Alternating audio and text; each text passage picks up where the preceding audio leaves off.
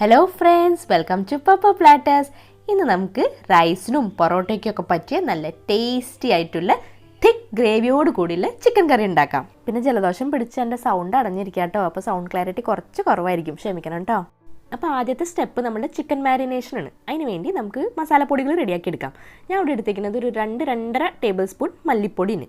ഈ മല്ലിപ്പൊടിയുടെ കളറൊക്കെ ഒന്ന് ലൈറ്റായിട്ട് മാറി നല്ലൊരു മണം വരണവരെ നമുക്കൊന്ന് ചൂടാക്കിയെടുക്കാം. ഈ മല്ലിപ്പൊടിനെ ഇങ്ങനെ റോസ്റ്റ് ചെയ്ത് നമ്മൾ മാരിനേറ്റ് ചെയ്യുമ്പോണ്ടല്ലോ നല്ലൊരു സ്മെല്ലും നമ്മുടെ ചിക്കൻ കറിക്ക് നല്ലൊരു കളറും കിട്ടും. ഒരു ലോ ടു മീഡിയം ഫ്ലെയിമിൽ വെച്ച് ചൂടാക്കി എടുക്കാം കേട്ടോ. എന്ന് വെച്ചാൽ പൊടി ആയതുകൊണ്ടേ പെട്ടെന്ന് തന്നെ കരിയാൻ സാധ്യതയുണ്ട്. ഒന്ന് കളർ ചേഞ്ച് ആയി വരുമ്പോൾ നമുക്കിതിലേക്ക് സെയിം എമൗണ്ടിൽ തന്നെ മുളക് പൊടി ചേർക്കാം. ഞാൻ ഒരു കശ്മീരി മുളക് പൊടി എടുക്കണം കേട്ടോ, ഒരു കളറിന് വേണ്ടി. 4-5 മിനിറ്റ് കഴിയുമ്പോഴേക്കും ഈ പൊടികളൊക്കെ ഒന്ന് ഡാർക്കായി വരും. അപ്പോൾ നമുക്കിതിനടുത്ത് മാറ്റി വയ്ക്കാം. ഇനി ഞാനിവിടെ ഒരു 750 ഗ്രാം ചിക്കനാണ് എടുത്തിരിക്കുന്നത്. ഇതിനെ നമുക്കൊന്ന് മാരിനേറ്റ് ചെയ്തെടുക്കാം. അതിനുവേണ്ടി ഒരു 1/2 ടീസ്പൂൺ മഞ്ഞൾപ്പൊടി, ആവശ്യത്തിന് ഉപ്പ്, 1 ടീസ്പൂൺ പെരിഞ്ജീരകപ്പൊടി, 1 ടീസ്പൂൺ ഇഞ്ചിയും വെളുത്തുള്ളിയും ചതച്ചത്, പിന്നെ അതിൻ്റെ കൂടെ തന്നെ നമ്മൾ റോസ്റ്റ് ചെയ്ത് വെച്ച പൗഡർ ഉണ്ടല്ലോ, മസാല പൗഡറുകൾ, അതും കൂടി ഇതിലേക്ക് ചേർത്ത് കൊടുക്കാം. പിന്നെ വേണ്ടത് 1 ടീസ്പൂൺ നാരങ്ങ നീരും കുറച്ച് കറിവേപ്പിലയും കൂടി ചേർത്ത് നന്നായിട്ടൊന്ന് മിക്സ് ചെയ്തിട്ട് മാരിനേറ്റ് ചെയ്തെടുക്കാം. ഇനി നമ്മളെ മസാലയൊക്കെ നമ്മളെ ചിക്കനിലേക്ക് നന്നായിട്ടൊന്ന് പിടിക്കാൻ വേണ്ടിയിട്ട് 1 ടേബിൾ സ്പൂൺ വെളിച്ചെണ്ണ ചേർത്ത് കൊടുക്കാം. വെളിച്ചെണ്ണ ഒഴിക്കണം നിർബന്ധമൊന്നുമില്ല കേട്ടോ, 1 ടേബിൾ സ്പൂൺ വെള്ളമായാലും ഒഴിച്ചു കൊടുക്കാം. പക്ഷേ വെളിച്ചെണ്ണ ഒഴിച്ചു കൊടുത്താൽ ഒരു പ്രത്യേക ടേസ്റ്റ് ഉണ്ടാവും. ഇതിനൊരു 1/2 മണിക്കൂർ നമുക്ക് മാറ്റി വയ്ക്കാം. അത് കഴിഞ്ഞ് നമുക്ക് ചിക്കൻ കറി ഉണ്ടാക്കാനുള്ള പാത്രം എടുത്തിട്ട് അതിലേക്ക് 3 ടേബിൾ സ്പൂൺ വെളിച്ചെണ്ണ ഒഴിച്ചു കൊടുക്കാം. എണ്ണ ചൂടായി വരുമ്പോൾ അതിലേക്ക് നമുക്ക് 1 ടീസ്പൂൺ ഇഞ്ചി വെളുത്തുള്ളി ചതച്ചത് ചേർത്ത് കൊടുക്കാം.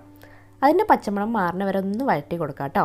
എന്നിട്ട് നമുക്ക് നീളത്തിൽ അരിഞ്ഞു വെച്ച സവാള ചേർത്ത് കൊടുക്കാം. ഞാൻ ഇതൊരു 4 സവാള എടുത്തിട്ടുണ്ട്. ഇതൊരു മീഡിയം സൈസിൻ്റെ 4 സവാളയാണ് കേട്ടോ. ഇതിലേക്ക് കുറച്ച് ഉപ്പും കൂടി ചേർത്തിട്ട് നമുക്ക് വഴറ്റിയെടുക്കാം. സവാളയൊക്കെ ഒന്ന് സോഫ്റ്റായി വന്നതിന് ശേഷം നമുക്കതിലേക്ക് ഒരു 10-15 ചെറിയുള്ളി ചേർത്ത് കൊടുക്കാം. നിങ്ങൾ വിചാരിക്കുന്നുണ്ടാവും അല്ലേ, എന്തിനാ ഇത്ര അധികം സവാളയും ചെറിയുള്ളിയൊക്കെ? എന്താണെന്നറിയോ, നമ്മളിതിൽ തക്കാളിയോ അല്ലെങ്കിൽ തേങ്ങയോ ഒന്നും ഉപയോഗിക്കുന്നില്ല. അപ്പോൾ ഗ്രേവി വേണ്ടേ നമുക്ക്. അപ്പോൾ ഗ്രേവിക്ക് വേണ്ടിയിട്ടാണ് ഈ സവാളയും ചെറിയുള്ളിയൊക്കെ യൂസ് ചെയ്യുന്നത്. ഇനി നിങ്ങളുടെ കയ്യിൽ ഇപ്പോൾ ചെറിയുള്ളി ഇല്ലെങ്കിൽ സവാള കുറച്ച് കൂടുതൽ എടുത്താലും മതി കേട്ടോ. ചെറിയുള്ളിക്ക് നല്ലൊരു ടേസ്റ്റും ഗുണം ഉണ്ടല്ലോ, അതുകൊണ്ടാണ് ചെറിയുള്ളി ഉപയോഗിക്കുന്നത്. ഇനി ഈ സവാളയും ചെറിയുള്ളിയൊക്കെ നല്ലൊരു ഡാർക്ക് കളറാവണ വരെ വഴറ്റിയെടുക്കാം. ഇത് കണ്ടില്ലേ, ഇതുപോലെ കരിയരുത് കേട്ടോ, നല്ല കളറായി കിട്ടിയാൽ മതി, നല്ല ഡാർക്കായിട്ട്. എത്ര ഡാർക്കായാലും നമ്മളെ ഉള്ളി ഫ്രൈ പോലെ ആവരുത് കേട്ടോ, നല്ലൊരു സോഫ്റ്റ്നെസ് ഉണ്ടാവണം ഉള്ളിക്ക്, എന്നാൽ ആ ഗ്രേവി രൂപത്തിൽ കിട്ടുമല്ലോ. പിന്നെ ഈ ഉള്ളിയൊക്കെ നല്ല കളറായാലും നമ്മളെ ചിക്കൻ കറിക്കും നല്ല കളർ ഉണ്ടാവുമല്ലോ കേട്ടോ, അപ്പോൾ അത് ശ്രദ്ധിക്കുക. ഇനി ഇതിലേക്ക് നമ്മളുടെ മാരിനേറ്റ് ചെയ്ത് വെച്ച ചിക്കൻ ചേർത്ത് കൊടുക്കാം. ചിക്കനും ഉള്ളിയൊക്കെ ഒന്ന് മിക്സ് ചെയ്തതിന് ശേഷം നമുക്കിതിലേക്ക് ഒരു 1/2 ടീസ്പൂൺ കുരുമുളക് പൊടി ചേർത്ത് കൊടുക്കാം.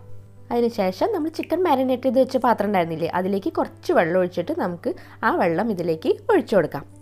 ഇനി ഇത് നന്നായിട്ട് ഇളക്കി മിക്സ് ചെയ്തതിന് ശേഷം നമുക്കൊന്ന് അടച്ചു വെച്ച് ഹൈ ഫ്ലെയിമിലിട്ട് 5 മിനിറ്റ് തിളപ്പിച്ചെടുക്കാം.